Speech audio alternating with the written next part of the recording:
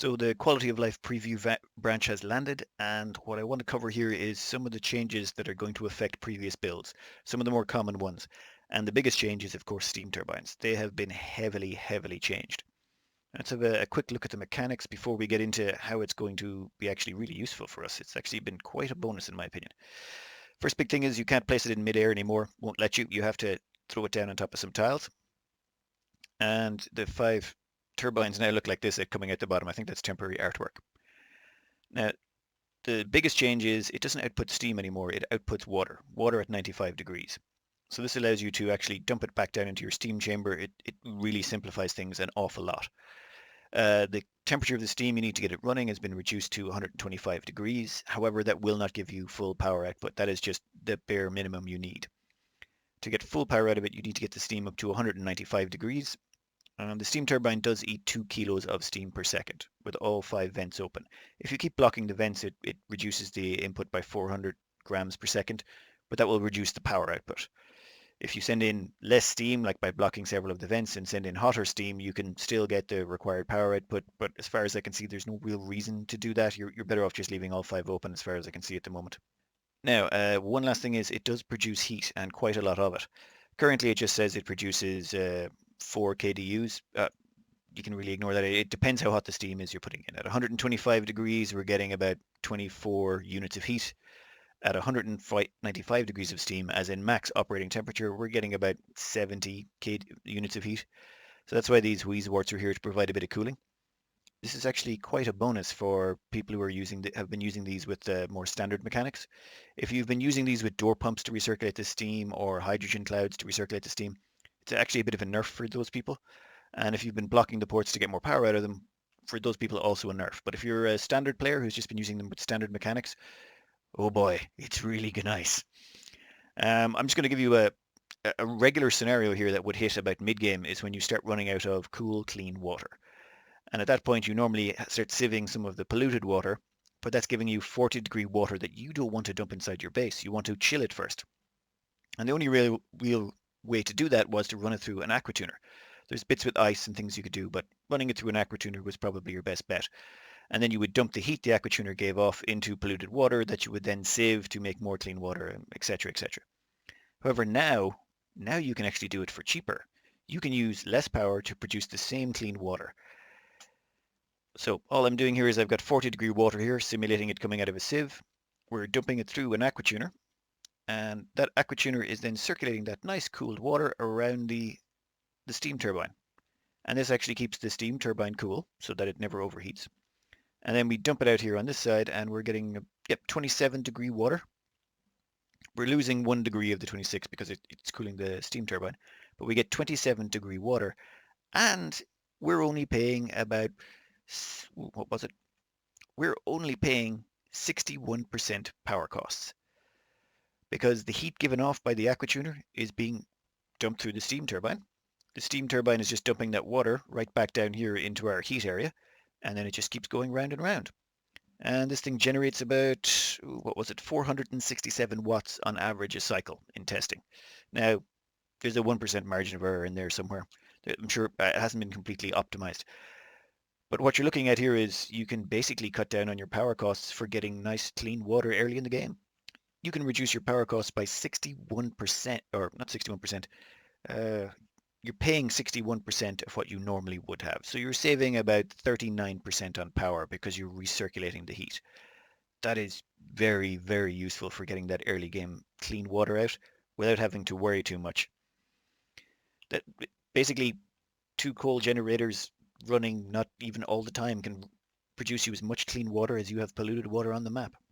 One thing I forgot to cover actually in the mechanics is if the steam turbine goes above 100 degrees in temperature, it stops functioning. So you really want to keep this temperature below 100 degrees. The output water is coming out at 95 degrees, so you can use that. There's some experimentation going on with cooling it and how much power you can get out of it before the heat production. Not really something I want to get into just yet, but just be aware that you cannot let the temperature around it go above 100 degrees or it will shut down. Now, just to give you an example of how you can do some ludicrous things with this new system, I just have a bunch of magma here feeding into, well, basically directly connected to the steam feeding the steam turbine. Now, this is destroying an absolutely gargantuan amount of heat every second. It's destroying 2 kilos of steam, which is all heated up to about 12 to 1300 degrees, and it's spitting it out as 95-degree water, which is just dumping right back down in. And of course, it is generating a wee bit of heat here, as you can see, because we have fed it steam that is far, far above its recommended setting. So we had to put in a cooling solution here, and it can't even keep up with the amount of heat it's putting off. However, this just shows you can destroy an enormous amount of heat, and sure, this is giving off a decent amount of heat, but the amount of heat it's destroying is absolutely ridiculous. It should now be possible to use these to just freeze the entire asteroid if you wanted to. Now, another couple of things, I've done a little bit of math on these, and it seems, I'm going to take this with a pinch of salt. Take this information with a pinch of salt. An average minor volcano should be able to output enough magma to actually keep one of these running permanently. So you could theoretically turn a minor magma volcano into a steam turbine power producer for 850 watts constantly. Theoretically, an average a regular volcano should be able to run 2 of these. Whether or not that's possible, it's going to take it'll be a lot of testing and playing around, but theoretically we can now turn magma volcanoes into useful power. Personally, I'd still use them to make a petroleum boiler with my first magma volcano, but if I've got a second one, why not, I suppose? What I want to cover here is how the ice boxes or our regular ice boxes are going to change.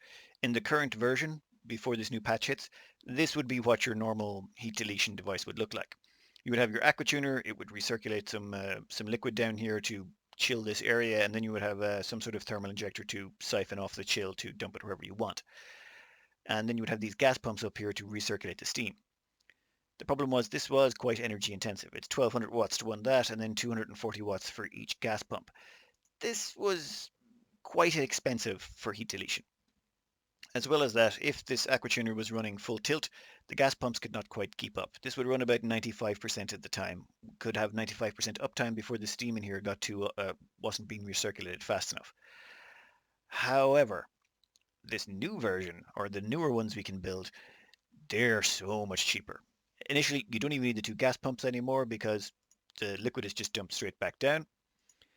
This aquatuner will actually generate, the heat it gives off will actually generate quite a bit of power. So you're going to reduce your power costs even more on top of not having the 2 gas pumps. So it's going to become cheaper and easier to actually build these and delete your heat. Now, the one downside is these steam turbines now give off a bit of heat which you have to destroy. So to combat that, we're just usually going to run some sort of piping around here. Just whatever the aquatuner is giving off, we'll use the cooling from it to keep the steam turbine below 100 degrees. Since that's been coming out of the aquatuner, the heat that it's destroying or moving around, it actually helps pay for itself anyway. So all in all, this is just cheaper, more cost efficient, smaller, can be built sooner and with less effort. It just, ah, this is like a very nice bonus from the developers for people who have been playing legitimately or who've been playing without using the more exploitative natures. This is just perfect. Now, the next big change has been the skills tree. It used to be jobs, now it's called skills. The change here is that instead of actually assigning a job and they then learn the job and get eventually it becomes permanent, instead they gain experience for anything they do. Doesn't matter what the job is, they gain experience. Now, up here you'll see the actual experience they're gaining. Once that bar fills up, they will get 1 point. The bar will reset, their requirements become a little bit higher to get the next skill point, and so on and so forth. And they can accumulate more and more skill points.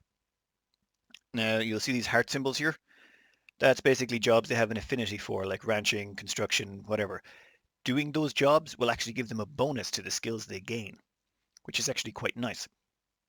So duplicants do jobs, they get points. The points eventually become skill points. Those skill points they can then buy, well, let's just say buy actual skills that they can use.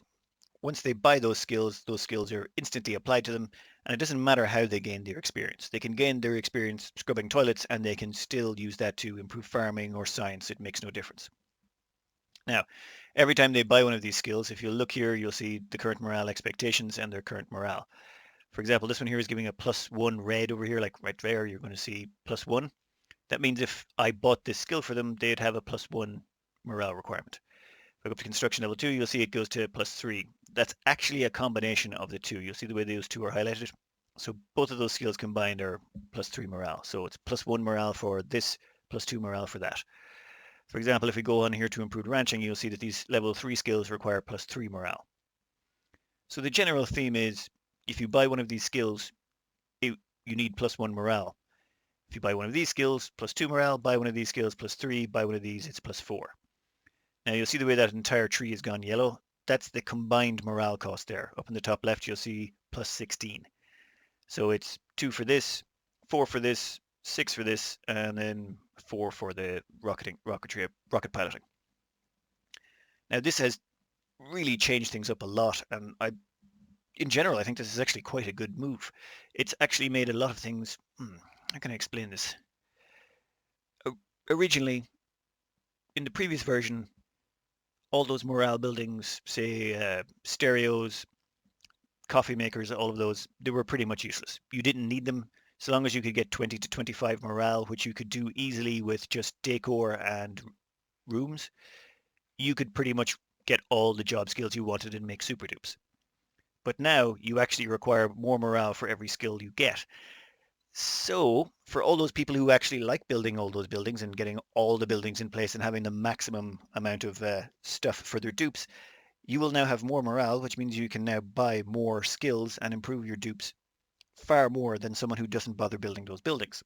It's actually worth it to build a plastic bed now because that +1 morale you can then use to buy another skill somewhere. So they've actually made all the morale buildings more powerful and more useful, meaning you will actually have an incentive to use them. Secondly, you can specialize really quickly. For example, if you look here, this is like cycle 11, and I manually got them these skills by actually getting them to run on a treadmill. So I think I got 2 skill points in the first 2 or 3 cycles. That's all it took to gain 2 skill points.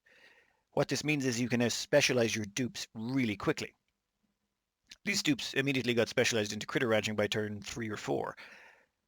You couldn't do that before. Previously, you had to get improved farming, and then once you researched improved farming, you then had to move into ranching. It was cycle 40 or 50 before you got around to that.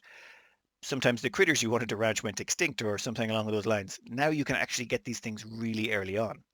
This means the early game has now become, well, early mid-game, you can now specialize like crazy.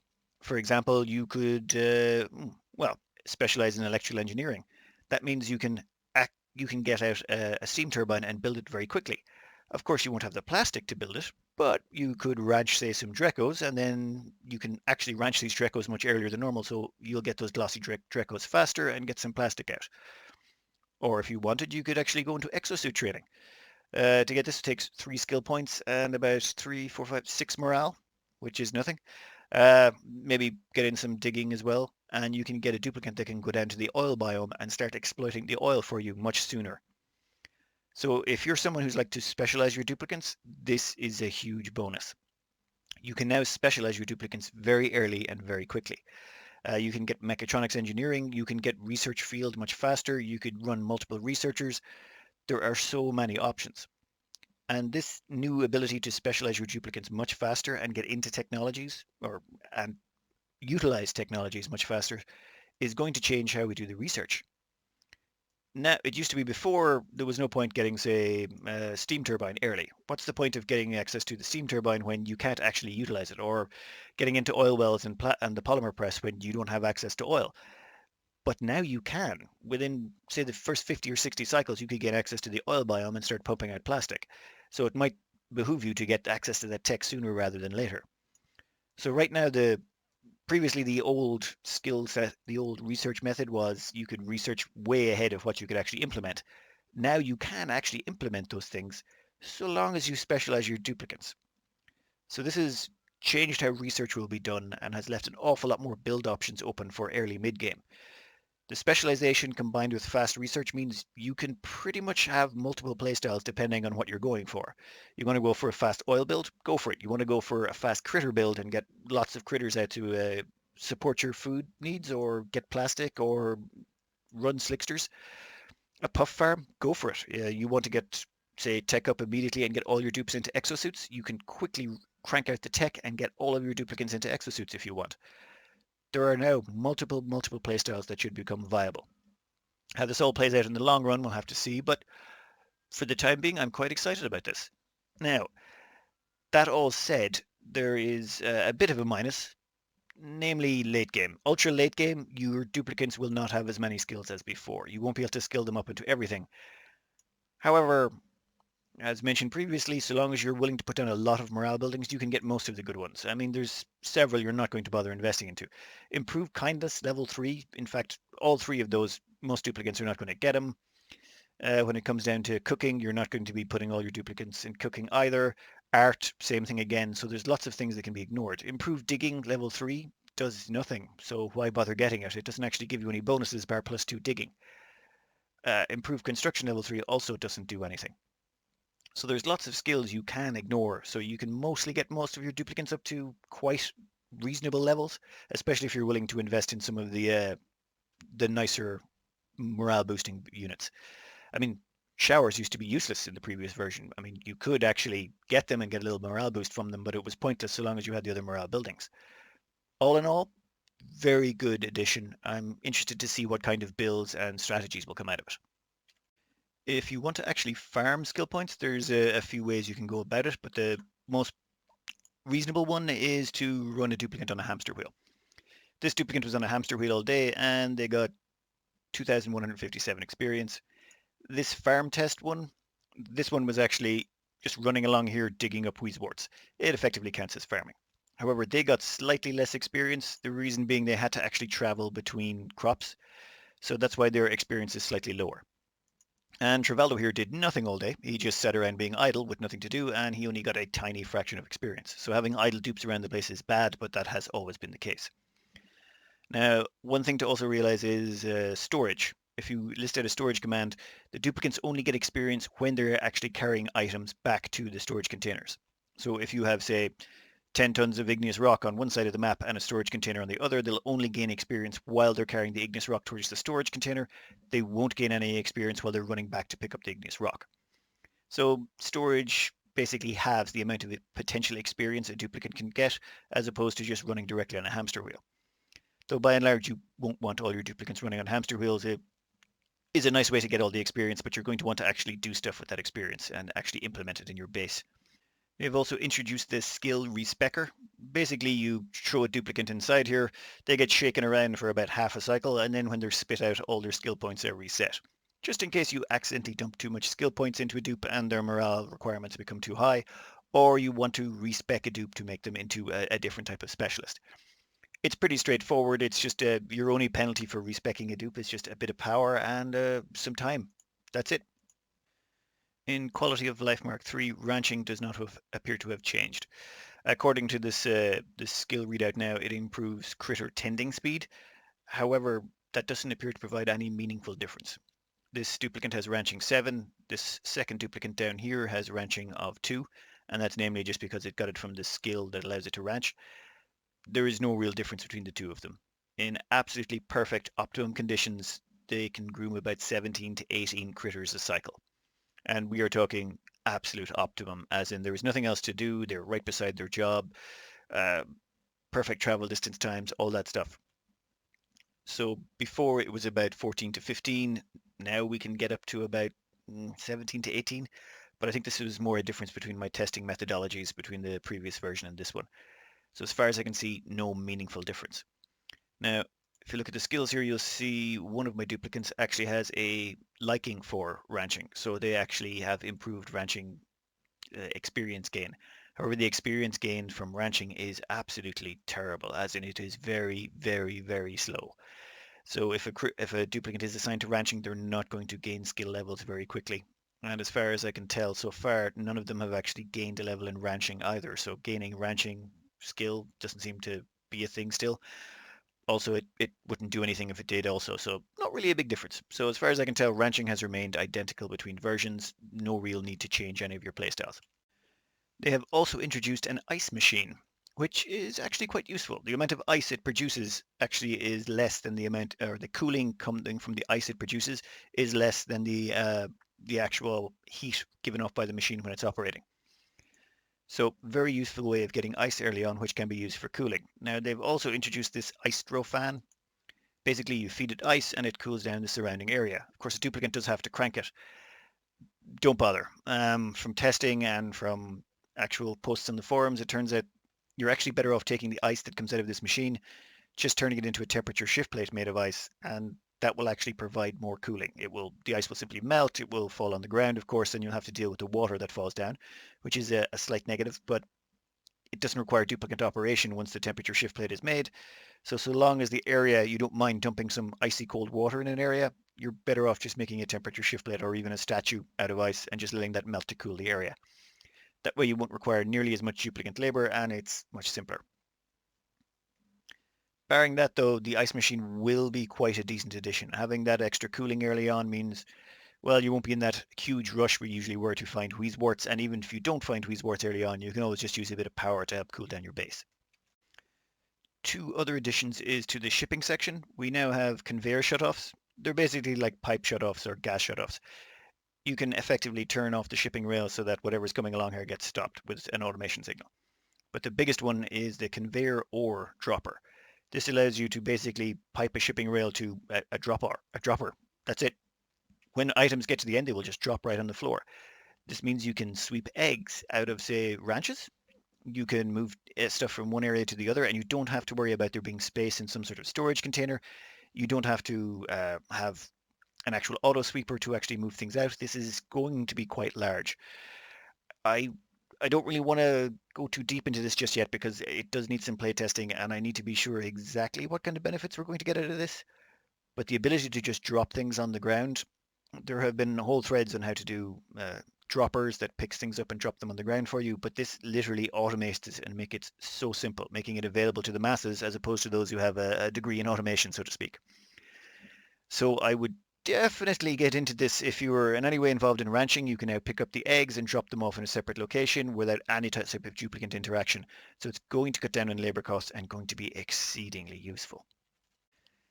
Last and actually least biggest change is to medicine. They've introduced some new med beds, they've introduced some new cures, but the main thing to know is basically the immunity system is sort of been completely demolished. Now what happens is every time a duplicant encounters a germ, the germ has a percentage chance to infect them. Before it used to be you were exposed to X amount of slime lung, it would eventually overwhelm their immune system and they would get sick. Now you exposed to one possible germ, well the mechanics are still not completely understood to be honest. But the general theme or theory seems to be if you're exposed to even a single germ, you can potentially get sick, which means there's no way you can 100% guarantee your duplicants won't get sick, which means you will probably have to implement the medicine systems. However, to counteract this, so far what they've done is slime lung only seems to give you effect for 3 days now instead of 10. And the only effect it gives you is a minus to your athletics. So your duplicant will just move slower for 3 days and eventually just walk it off. There will probably be tweaks to this. I believe that the theme here, or what they're trying to go to, is they want to force you to actually always build a medical center. They want to make medicine more important, and you're going to want to start building these cures. Some of them are actually rather excessive. Like, for example, the advanced cure requires a sun nymph egg, which is a rare breed of shine bug. You would have to actually breed them up yourself, and tungsten. So you need a kilo of tungsten, which is a non-renewable resource, and a shine nymph egg, which is really difficult to get your hands on to get the advanced cure. But yeah, we'll see how it goes. Right now, this is not something I'm too excited about. It's just it will change things so that you can potentially always have a duplicate sick, which means you're probably going to have to build a med center. You're probably going to have a doctor on standby at all times. I'll have to wait and see how the rest of the this pre-alpha goes or this early view goes. I'm sure there will be several changes to this before it's actually officially released.